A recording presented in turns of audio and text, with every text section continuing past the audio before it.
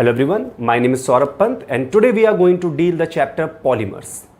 As we might be knowing already that polymer is a chapter from which one question is expected in the NEET examination, and it's a highly scoring chapter for everyone, be the first to the last batch, because whether you understand the topic or not, the remaining topics might be a little bit calculative or conceptual. Polymer is more of a mugging based topic.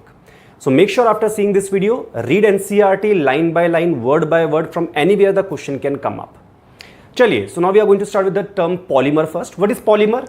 Polymer is a large molecular mass compound. Sometimes we also call it macromolecule, like in biology.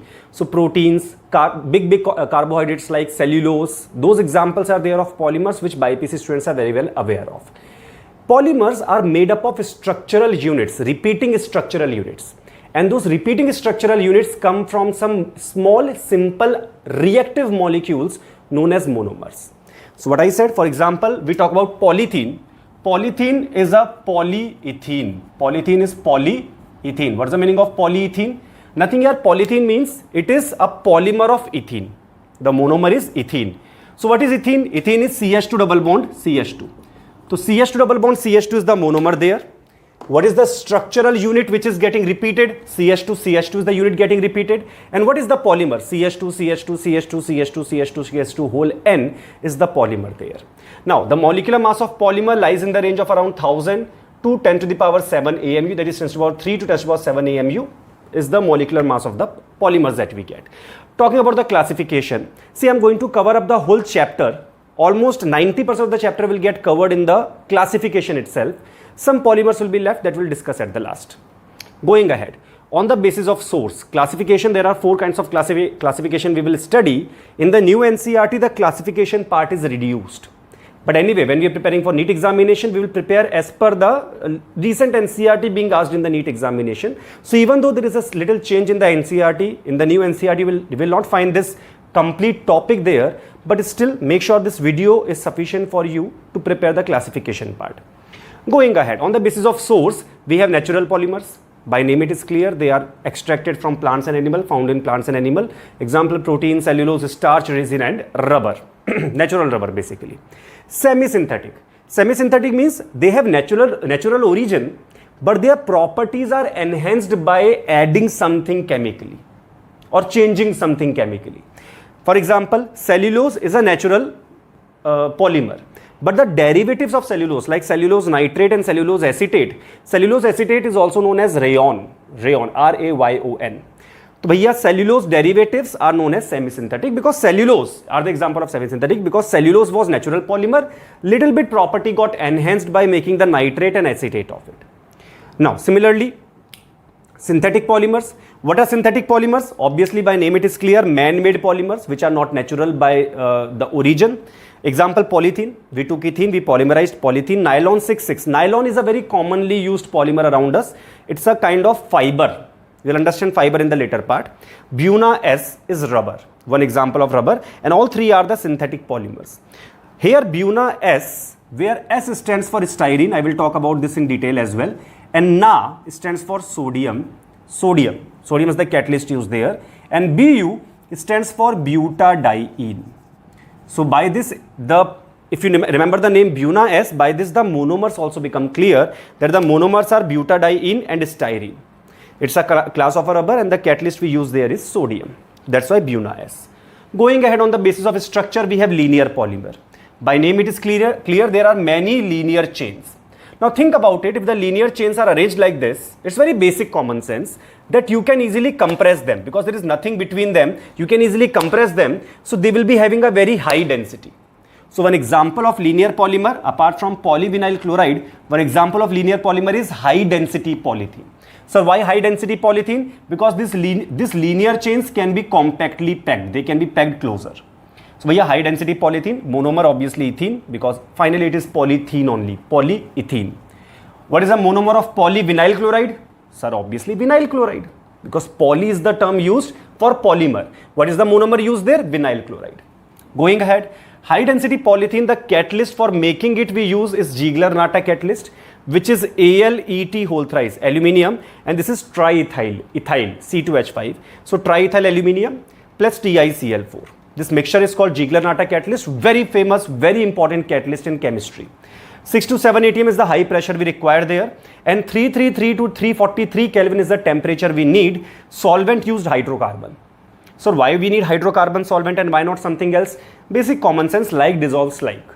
You are making a hydrocarbon chain only, na? Because ethene is hydrocarbon. So polythene will also be hydrocarbon. So the solvent should also be matching. Organic solvent, hydrocarbon solvent we use. Aqueous solvent will not mix the reactant. It will be of no use. Anyway, going ahead, second class on this classification on the structure is branched. That is structure number 1, linear. Branching, when this linear chain gets some branching, what will happen? Think in this way.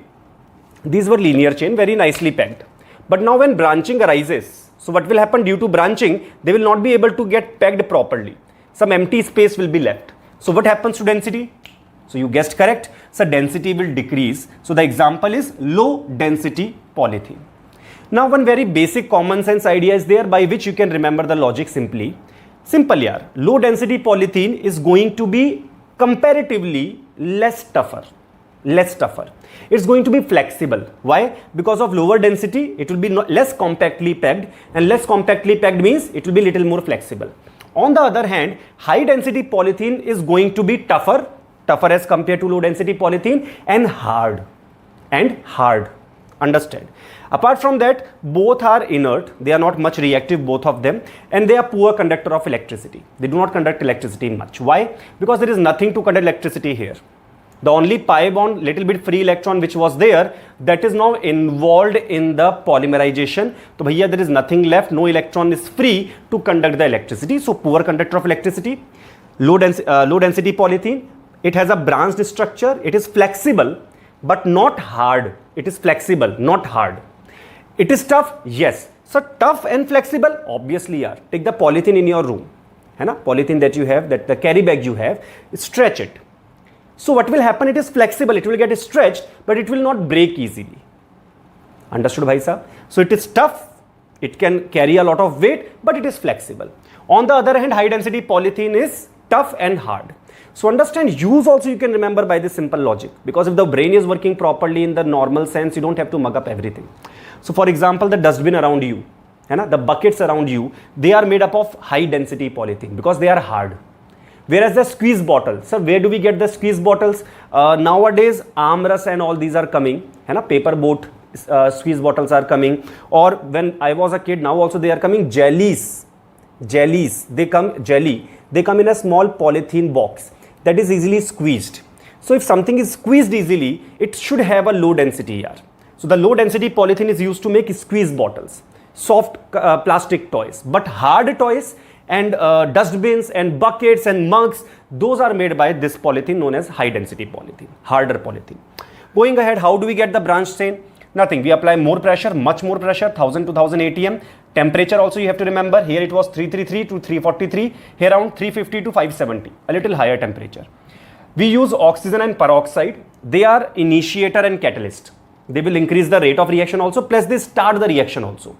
Now you have read in the junior inter-organic chemistry that peroxide initiator are used for free radical mechanism. So the polythenes are made by free radical mechanisms generally. So here the low density polythene is made by the free radical mechanism as per the NCERT. Exactly this answer you have to write. Don't go with cationic, anionic at all. You will get negative marks. Over education can sometimes be dangerous also. Understand low density polythene mechanism, free radical for sure as per the NCERT. Going ahead. Now the peroxide which we are using as initiator is benzoyl peroxide. So that also you can keep in mind. How the mechanism will go, you know it very well. Initiation, propagation, termination. 3 steps are there. Cross-linked polymer. Cross-linked polymer or network polymer, what happens? Same linear chains you take, but this time instead of branching, you get a strong covalent bond between them. That means rather than having branching like this and not getting properly pegged, you get a strong covalent bond between the linear chains. So bhai sahab, they have a strong covalent bond between linear chains. They are bi-trifunctional monomers. They have the monomers which are bi or trifunctional. That means there are 2 or more than 2 functional groups in the monomer. So that firstly, if there are 2 functional groups, what will happen? At least linear chain plus 1 covalent bond with the other chain can be made. Trifunctional group, same thing. One linear chain can be made, one functional group can be used to make the linear chain, and the other functional group can be used to make the covalent bond with the linear chains. ठीक है भाई साहब. Going ahead, there are two covalent bonds here, within the linear chain also and between the linear chain also. Covalent bond will be always there between linear chain. Like this is a covalent bond between the linear chain, within the linear chain, not between, within the linear chain is always there. But in cross-linked network polymer, there is a covalent bond between the linear chains also. Understand, English is very important. Within, always there. Between the linear chains in the case of cross-linked or network polymers. Going ahead, example is bakelite. Bakelite has a monomer of phenol and formaldehyde. Melamine has a monomer of melamine. See, so lucky you are, because the melamine polymer has the melamine monomer also plus formaldehyde. So both of these are the same class of polymers as per the structural classification. So what we understand here, bi-trifunctional monomer is strong covalent bond between linear chains, not between polymer chain, between linear chain, not polymer chain. It was NEET 2018 question also. Then bakelite, melamine are the example. Chaliye bhaiya, let's carry on. Let us see the classification on the basis of mode of polymerization. So we have addition or chain growth polymerization. Remember, one cheap shortcut is there. You can remember the word AC, air conditioner, AC. So addition polymerization is also known as chain growth. ठीक है भाई साहब. Whereas the other polymerization is condensation polymerization, which is also known as step growth. Now, why this condensation polymerization is called step growth? Because after each step, you get a new functionalized species which is totally independent of the remaining species. So for example, if A and B react to form AB, then AB will be a new compound with two or more than two functional groups there. Whereas in the chain growth polymerization, A links to B and he's not a stable compound which is independent of other. He's searching for another A to keep on elongating the chain till the time they all condense together finally. So understand, it is chain growth. The chain keep on growing. This is step growth. At the end of every step, a new compound will be formed. Going ahead, in the addition polymerization, the double bond or triple bond polymerizes to form a single bond or double bonded species. So double bond becomes a single bonded species, and triple bonded species generally become double bonded species.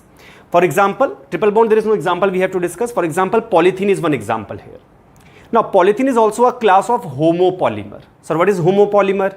Homopolymer means just same type of monomer is there, just single monomer repeating again and again, making the polymer. For example, ethene, polythene. The other class is called as copolymer. What is copolymer? Two or more different monomers are there. We already have talked about polythene, so let's take some other example. Buna S. Buna S is a copolymer. Sir, how can you say so? You very well know. It is made up of butadiene and styrene. These are the two monomers. Two different monomers, that means copolymer. Chaliye, let's see the example. This is butadiene. Buta 1,3-diene. So this butadiene reacts with styrene. This is benzene, CH double bond CH2. In fact, there is a polymer known as polystyrene also. So if you guess, polystyrene will be homopolymer or copolymer? Sir, polystyrene will be made up of only styrene. Sir, homopolymer. Anyway, so when these two will combine, what will happen? Think about it. CH2 double bond, CH single bond, CH double bond, CH2 is going to combine with this thing here. Okay? So what happens? This double bond breaks and this chain get elongated to this side. So what happens? This carbon loses the bond. Wait for it. This double bond breaks and this extend on the right side. So this carbon also lost the bond. As a result, these two carbon make a bond with each other to complete the valency. So bhaiya, going back again, this was the butadiene and the polymer will have CH2. Wherever there is double bond will become single bond. Wherever there was single bond, it will become double bond. So bhaiya, double bond became single bond became double bond. Then double bond became single bond. Now what happens? This CH2 will elongate the chain and will make a bond with this CH. Okay, bhai sahab. Now this CH came here. Then this bond will open up and this CH2 will make a bond with the next chain and this thing keep on going. So this double bond lost from here, it got extended further. So bhaiya, this class of a compound you are going to get. So you can understand this was butadiene structural unit which came here. This is styrene structural unit which came here. Now here one very important thing that comes is that people get confused. Ki sir, CH2 should associate here or here. Reality is that both are possible, but preferably take this CH here one. Why? Because if it is radical mechanism, free radical mechanism, then a radical will come here, and because of this benzene, because of the conjugation here, this will be stabilized. So this will prefer to get the radical, so this will prefer to get elongated by this CH here. Anyway, as per NCERT, both the structures are given in different examples in different headings. Anyway, so butadiene styrene make BuNaS. What is the catalyst used? Sodium, Na. Now, going ahead, condensation polymerization. One more important thing. In addition polymerization, there is no mass loss. For example, ethene weighs 100 kg ethene mix polythene. What is the mass of polythene? 100 kg. Butadiene styrene, let's say 50 kg butadiene react completely with styrene. Let's say some mass of styrene is also given. Then what's the total mass of the BuNaS rubber? Simple yaar, add the mass of butadiene and styrene given. But one thing you have to make sure that there is no limiting reagent there. If limiting reagent is there, then you can simply apply the mole concept, stoichiometry, and get the answer. But yes, when these two monomers will combine, no molecule will be lost. Just double bond become single bond become double bond. Going ahead, in condensation or step growth polymerization, we need some functional groups. When they condense together, some small molecules like water, ammonia, this kind of molecules will be lost. Let's see. The first example is terylene or dacron. Conditions for making this polymer is 420 Kelvin temperature. Zinc acetate and antimony trioxide are the catalysts used. Who are the monomers? Ethylene glycol. Here it is, ethylene glycol. Terephthalic acid, this is the compound here. Now what happens? Nothing. These people, many of them, whole N, many of them come close to each other. This OH and COH, acid and alcohol, you very well know this thing, that bhaiya, this is clear cut esterification. So what will happen? This OH and H, water will go from here. And as soon as the water will leave from here, what will happen? Nothing, sir. You will get a ester here. And bhaiya, this side also and this side also, happily you are going to get. This is called terylene or dacron. Understand this? I can call it polyester. Sir, why polyester? Because I got ester bond. This is ester here. When alcohol OH group came, when COH group came, they condensed together releasing water. This is sakshat esterification. So it is a class of polyester. Very strong kind of polymers they make. Going ahead, next class I am giving you next example. Same classification, condensation, step growth. Some molecule will be lost. You can see this is diamine. This diamine plus COOH, CH2 whole 4 COH. One very nice thing you can check here, there are 6 carbons here also, and total 4, 5, 6 carbons here also. So when you have 6 carbons here, firstly it is going to form amide. Why? When carboxylic acid NH2 will come together, this bhai sahab will release the OH, this bhai sahab will release the H, and bhaiya NH C double bond O, that is amide bond will be formed. And as it was ester, so we called it polyester. This is amide, so I will call it polyamide. So nylon 6,6 is going to form, and nylons are polyamides. Okay, bhai sahab. Sir, why did we call it 6,6? You guessed correct, I guess, because there are 6 carbons here, 6 carbons here, so nylon 6,6. So that means nylon 2,6 will have 2 carbons in one of the monomer, 6 carbon in the other monomer. Correct.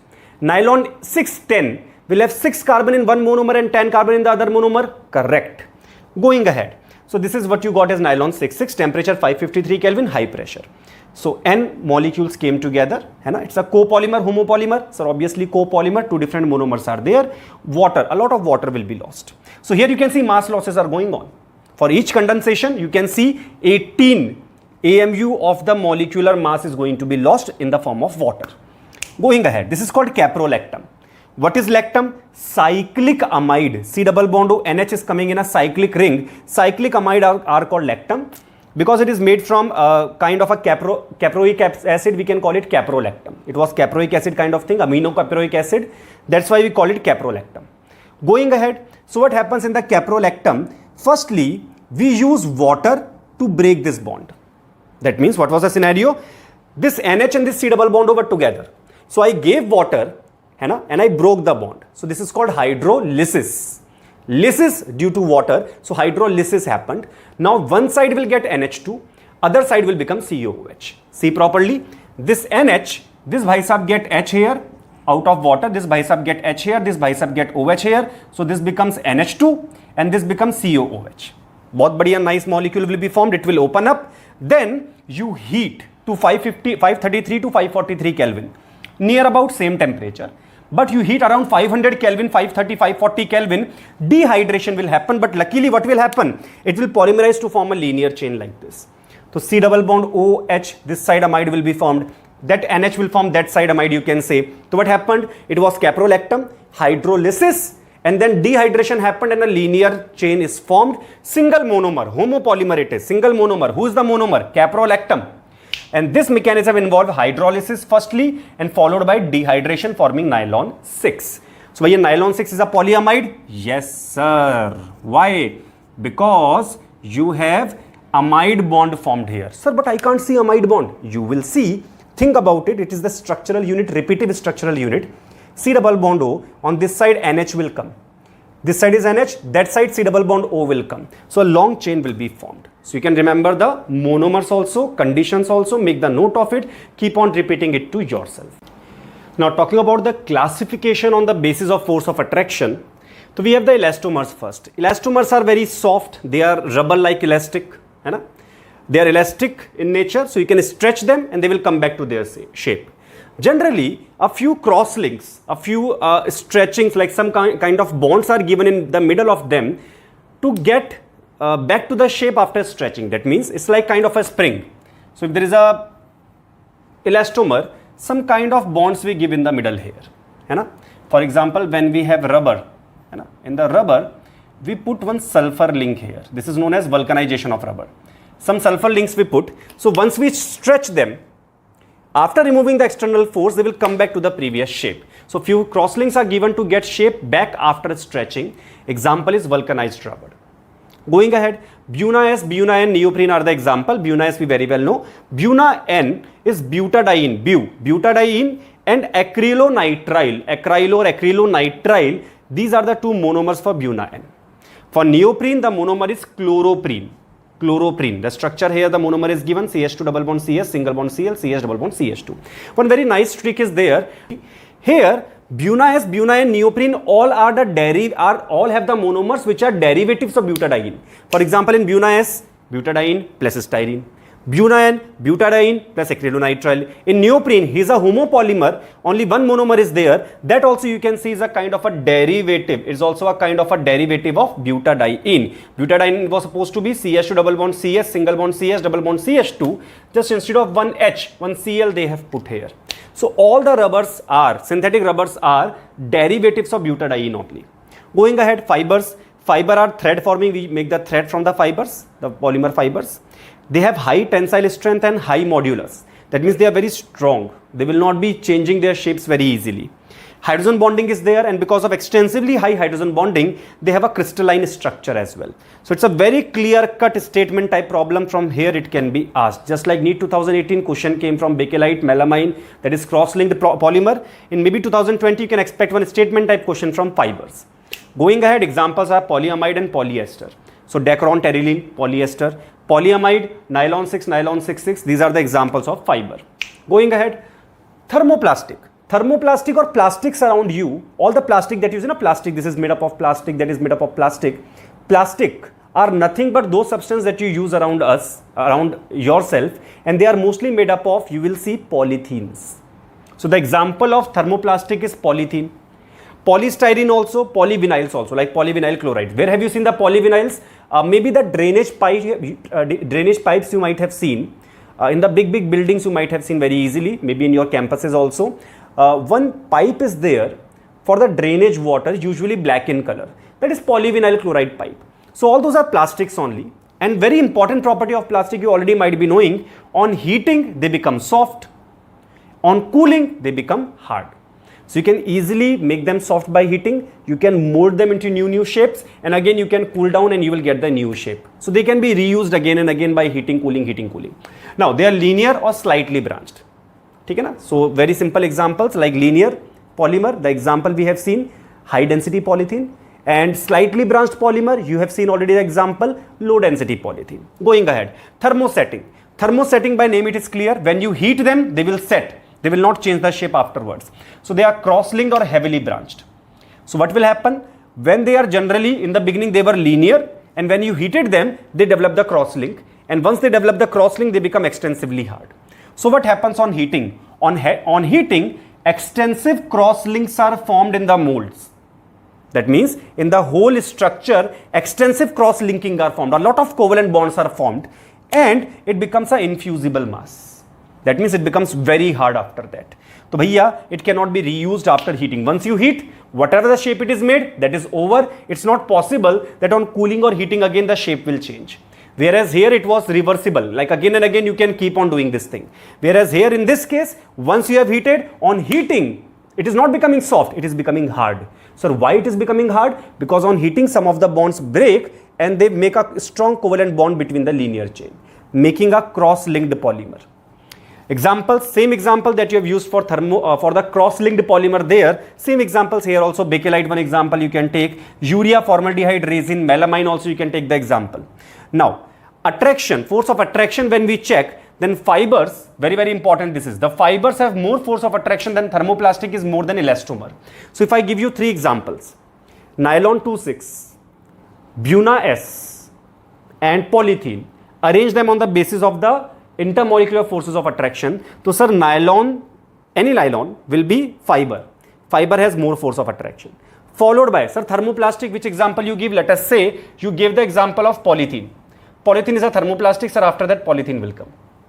Third example you gave was Buna S, for example, or rubber, any rubber. So rubber is elastomer, it will be coming after that.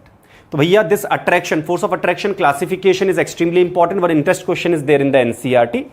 Anyway, so very important for the NEET examination. Let us go on to the next part. Classification part is over. Most of the polymers are also over. Now one by one I will discuss some polymers starting with the natural rubber. Now entering into the natural rubber topic. Natural rubber is obtained from rubber latex. There is a tree bark from which we get this, and that tree is found in this Asian region also. Sri Lanka, India, Malaysia, they contain those trees. Obtained from the rubber latex, which is a colloid of rubber in water. It's a colloid. Isoprene is the monomer, and as I said, all the rubbers are the derivatives of butadiene only. The monomers are derivatives of butadiene only. So bhaiya, this is methyl group here on the second carbon. So 2-methyl butadiene polymerizes to form cis-1,4 polyisoprene, which is natural rubber. Sir, cis configuration? Yes. So what about trans configuration? If this monomer polymerizes in trans configuration, in such a scenario we call it gatta parcha. It is not natural rubber. Going ahead, vulcanization of rubber. Vulcanization is a synthetic modification of rubber. So why are we making this synthetic modification? Because there are some problem with the rubber that we have to nullify. So what's the first problem? When you heat it above 335 Kelvin, it becomes soft. Okay, bhaiya. When it is cooled below 283 Kelvin, which is not very low temperature, if you see, around 10 degrees Celsius here. So if you cool below 283 Kelvin, it becomes brittle. It breaks easily. It is water absorbing, absorbs a lot of water, reactive towards oxidizing agent. All the oxidizing agents available, it is very reactive towards them. And it is soluble in the non-polar solvent. So what is the problem with the solubility in non-polar solvent? For example, you might have seen some oil tanks, they have some rubber coating. That rubber hoses and gaskets are there. And bhaiya, those rubber coating in the gas tank or in the oil tank will dissolve in the oil. It will create a problem there, because oil or petrol is nothing but non-polar solvent. So this is also a problem. Anyway, for this we use Buna N nowadays. For this storing oil and petrol, it is not soluble in oil and petrol, Buna N. So that rubber we use. Anyway, so this is not a problem which we remove by vulcanization majorly, but remaining problems one by one we will remove. So understand the process is very simple of vulcanization. We take raw rubber, add sulfur to it at a temperature of 373 to 415 Kelvin. Little bit additives are also added. Understand ki bhaiya, why it was reactive towards oxidizing agent? Because it had a double bond in the structure. There was a double bond in the structure. You can easily understand when it polymerizes, this double bond becomes single bond, this single bond becomes double bond, this double bond becomes single bond. So here one double bond will come. So then cis-trans configuration can also come. But the logic is this: if a double bond comes here, double bond reacts with Bayer's reagent also. You understand this very well. It reacts with bromine water also. Bromine water test also comes there. So we understand all the oxidizing agent, they react with the double bond. The other reactive part is the carbon next to the double bond, which is also known as allylic carbon. There the free radical substitution can happen very easily. Free radical mechanism love to react here on the allylic carbon. You have read this thing in the organic chemistry. So sulfur get bonded either to the double bonded carbon, and the double bond vanish, or the sulfur make the cross link or make the linking between the allylic carbons. तो भैया the reactive carbons start reacting with sulfur and as a result the product we get, the vulcanized rubber, do not have more reactivity. Plus because of this cross linking it becomes sufficiently hard as well. So it does not become soft and brittle at cold, at high and low temperature. Moreover, the water absorbing capacity also goes out because of this cross linking here. Going ahead, the tire rubber contain around 5% of sulfur here. Direct question. Now, TFE, tetrafluoroethene with persulfate is an initiator or a catalyst we can say. So persulfate is an initiator for any radical mechanism. I can use it at high pressure, makes tetrafluoroethene, polytetrafluoroethene. So tetrafluoroethene makes PTFE, polytetrafluoroethene, also known as Teflon. Teflon coating is that black color coating which is in the non-stick cookwares, like non-stick fry pan you might be having, non-stick what we can say, all the beakers that you have non-stick for cooking purposes, which it contains the non-stick coating of Teflon. Problem with that coating is that, understand, please don't use it at your home because education is very important in this day-to-day life also. People ask sometimes and make joke also ki whatever we are reading around here, how is that important for our living, for our being, and why did we teach all these things? Understand, Teflon that you use, it decomposes above 300 degrees Celsius. And very easily your cooking temperature at home, in India, very easily we reach above 300 degrees Celsius in the cooking temperatures. So understand, the Teflon coating get decomposed there. And if it goes inside the body, it can be a very, very, very harmful chemical inside the body. Polymers are not easily digested by the body. So understand, Teflon coating, good. It was a nice thing that Western culture has given us, but now is the time to go back to the steel again or go back to the iron vessels preferably. But understand, Teflon coating decomposes above 300 degrees Celsius, so it's not suitable for the high temperature cooking. Anyway, this is acrylonitrile, CH2 double bond CHCN. With peroxide initiator, again it will polymerize to form polyacrylonitrile. It's a substitute of wool. Okay, bhaiya? So Orlon kind of fibers are made using this polyacrylonitrile only. So this was about the rubber, Teflon and polyacrylonitrile. Let's carry on here. Now let us discuss the phenol formaldehyde polymers. So there are two sets of polymers I will discuss here one by one. So phenol with formaldehyde I can write as CH2O, HCHO. With acidic or basic medium, what will happen? This CH2O, this C double bond O will attack on the ortho and para position. So one ortho substitute I have made here. Ortho para derivatives can also be made, like CH2OH, CH2OH can come here, or CH2OH, CH2OH, CH2OH can come here. Anyway, this is more important for us. So ortho derivative we got CH2OH, then it polymerizes in the acidic medium. So what happens? H plus protonate OH here. What will happen? This will become water. Water will go. A positive complete charge will come on CH2. And this CH2 attack on the next person ortho position now. Another monomer like this, his ortho position it will attack here. And as a result, a linear chain like this will be formed. So this is one group. This is one group. We can think in this way. This is one group. This CH2 attacks to the next group. This CH2 attacks to the next group and so on. This linear polymer is known as Novolac. Now very simple to remember here, you might have heard the name Nerolac. That Nerolac is actually made up of Novolac only, that's from there we got the name. So easy to remember the trick, ki bhaiya Novolac is used in paint industry. Going ahead, you mix Novolac with formaldehyde and heat it, then two linear chain. Understand bhaiya, this is a cross-linked polymer getting formed. So linear chain, between them, one CH2, you can see cross-link came. So what happened? Novolac, which is a linear polymer, is heated in the presence of formaldehyde. It forms a cross link between them. Any problem I don't think will be there. So there were two single linear chains of Novolac and they got cross link between them. And as a result, on heating, you can understand, on heating, this become an infusible mass. Exactly what you have read about bakelite, it became an infusible mass here. It became a thermosetted polymer. So how it became thermosetted? With formaldehyde and heat, what happened? The linear chain got the cross link between them. And now it cannot be reused. It cannot be turned back to the Novolac again. So this is bakelite. Now, melamine formaldehyde polymer, another example we can discuss. Melamine is the monomer also. With formaldehyde, we get this kind of an intermediate. This is called resin intermediate. This is called resin intermediate. Now this will polymerize. So what will happen? This H will react and this side one chain will be elongated.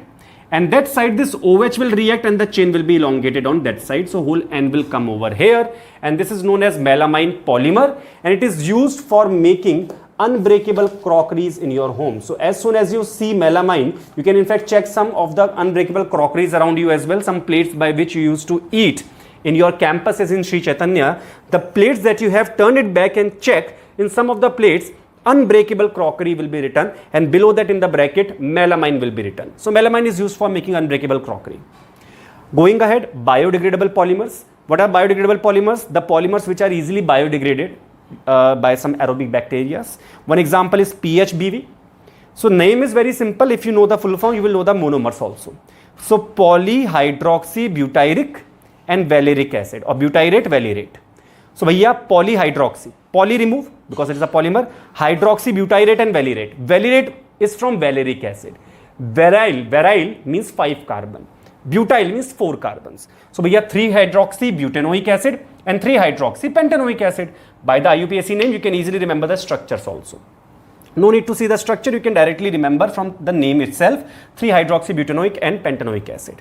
The other biodegradable polymer as per NCERT is nylon 2,6. Nylon 2,6 has monomer of glycine. Glycine is NH2CH2COOH and aminocaproic acid. The same caproic acid, aminocaproic acid, lactam, that is caprolactam, was used for nylon 6 synthesis. Understand? Aminocaproic acid is NH2CH2 5COOH. If I say कि भैया I take caprolactam, I hydrolyze it, what I will get? I will get aminocaproic acid. Then I polymerize it with glycine. What I will get? I will get nylon 2,6. Understood the idea, bhaiya? Because caprolactam open up to become monomer of nylon 2,6. So this question can also be asked. Bhaiya, caprolactam on hydrolysis gives X. X polymerizes with glycine to give another polymer Y. What is the polymer Y? Then bhaiya, with glycine aminocaproic acid give nylon 2,6, which is a biodegradable polymer. So bhaiya, this is about the biodegradable polymers, and there is one table 15.1, that is only table given in the NCERT in this chapter, of commercially important polymers. By heart that, yaar. By heart that. Uses extremely important. Monomers very, very important. Highly scoring. Write it down 10-20 times in your notebook and mug that up. One of the polymer is there, Glyptal, that is not discussed till now, so that I am discussing. Very simple thing about Glyptal. What you have to remember for all other polymers also you can remember there. Same thing you have to do. You have to remember monomers. Monomers of Glyptal is ethylene glycol plus phthalic acid. So what is phthalic acid? This COOH will be there at the ortho position. If you see this ethylene glycol and phthalic acid, you already have seen another polymer using ethylene glycol and terephthalic acid, that was Dacron. So basically phthalic acid and terephthalic acid, they are nothing but the positional isomers, I can say. So we can say that phthalic acid, terephthalic acids are isomers, and here ethylene glycol is the common thing. So Glyptal has one common monomer with Dacron, and that common monomer is ethylene glycol. Sir, what's the use of Glyptal? Glyptal is used in paints and lacquers. So this you have to remember. In this way you have to remember remaining people also in the table, which are commercially important polymers. In case doubt is there, sir, what is lacquers? Anyway, it does not matter. But in case we are reading science, and in Sri Chaitanya we always make sure that you understand the science in your daily life also. So lacquers are those shiny coating that you get. Sometimes you say na, the wood is painted, and sometimes what we do, polishing of the wood is done. So that some shine comes. That shine is called lacquering, and that is actually the lacquers there. There also we use Glyptal. A very important question for the NEET examination. It in fact came in the JEE Advance also in the year 2014. JEE Advance, not Mains, Advance. So you can understand how important this commercially important polymer table is going to be. So that is all from my side. I hope all of you are doing very good. Be safe, stay at home, stay healthy. Thank you so much.